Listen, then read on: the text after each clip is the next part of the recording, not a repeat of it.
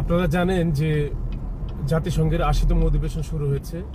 আমি লম্বা না করে সরাসরি বলি যে এই যে অধিবেশনে বাংলাদেশের যে ডেলিগেট এসেছে ১০৪ জনের যে টিম, এই টিম নিয়ে এত মানে লুকোচুরি কেন হচ্ছে?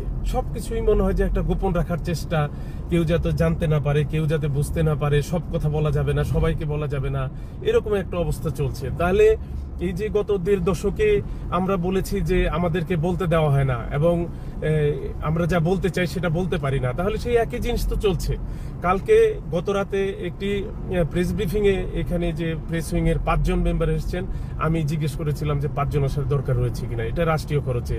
এবং ১০৪ জনের মধ্যে আপনারা দেখেন যে ১০৪ জন যে ডেলিগেট এসেছে প্রধান উপদেষ্টার সাথে এই জাতিসংঘের এই অধিবেশনে যোগ দিতে, তাদের কাজটা কি? তারা অধিকাংশই কোনো কাজে নেই এবং তারা ঘুরে ফিরে সময় কাটাচ্ছে। একাধিক উপদেষ্টা এসেছেন যাদের চেহারাও কেউ দেখেনি, তাদের কোনো কাজও নেই, তারা হোটেলের মধ্যেই অবরুদ্ধ করে রেখেছেন নিজেদেরকে। আরেকটা জিনিস হচ্ছে যে এই যে ডেলিগেট টিম, আপনারা বলছেন যে বিদেশি বিনিয়োগের জন্য আপনারা বিভিন্ন দেশের সাথে কথা বলছেন।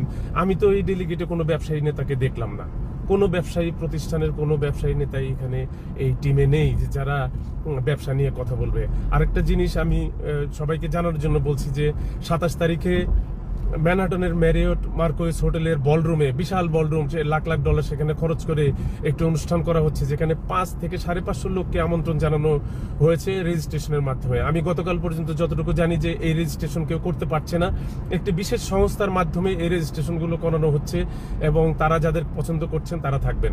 ইন্টারেস্টিং বিষয় হচ্ছে যে এই অনুষ্ঠানে যারা থাকবেন তারা ভিতরে কোনো মোবাইল নিয়ে যেতে পারবেন না, কোনো কিছু রেকর্ড করতে পারবেন না, কোনো প্রমাণ রাখা যাবে না যে ভিতরে কি হয়েছে। এত গোপন রাখার কি আছে ভাই?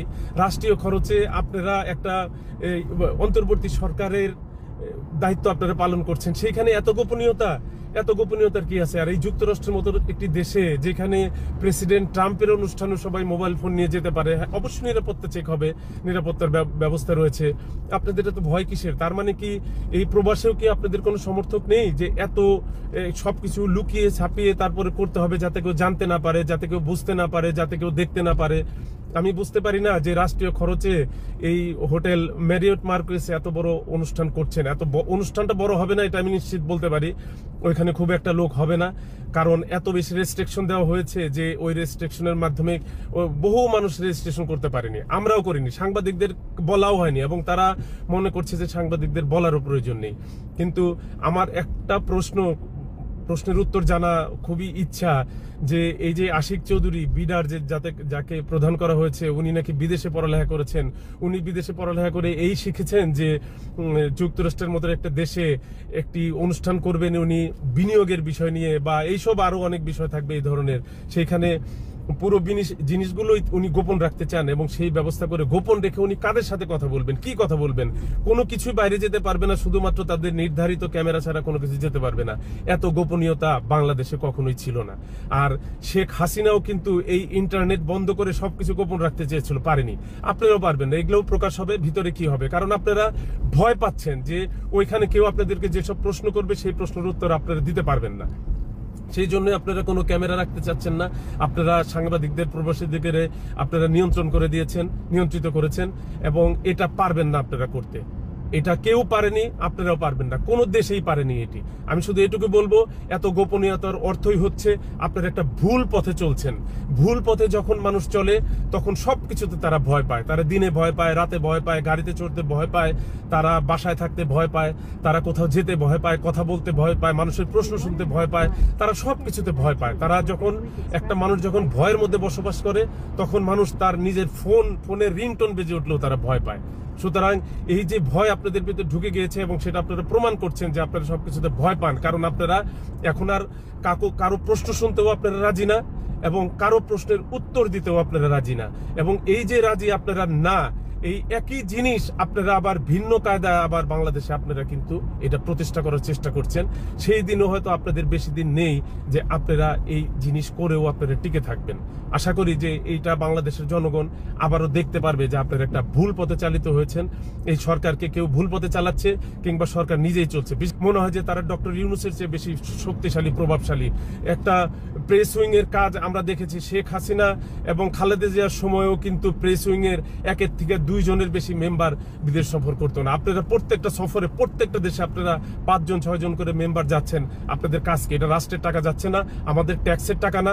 আমাদের ট্যাক্সের টাকা নিয়ে আপনারা বলছেন আমাদের প্রশ্নের কোনো উত্তর আপনারা দিতে রাজি না, আমরা নাকি কোনো কিছু জানি না। আপনারা কার বেতন নিচ্ছেন? আমরা রেমিটেন্স পাঠাচ্ছি, আমাদের রেমিটেন্স নিচ্ছেন। বাংলাদেশের মানুষ ট্যাক্স দিচ্ছে, তাদের ট্যাক্স নিচ্ছেন, তাদের টাকায় আপনারা বেতন দিচ্ছেন।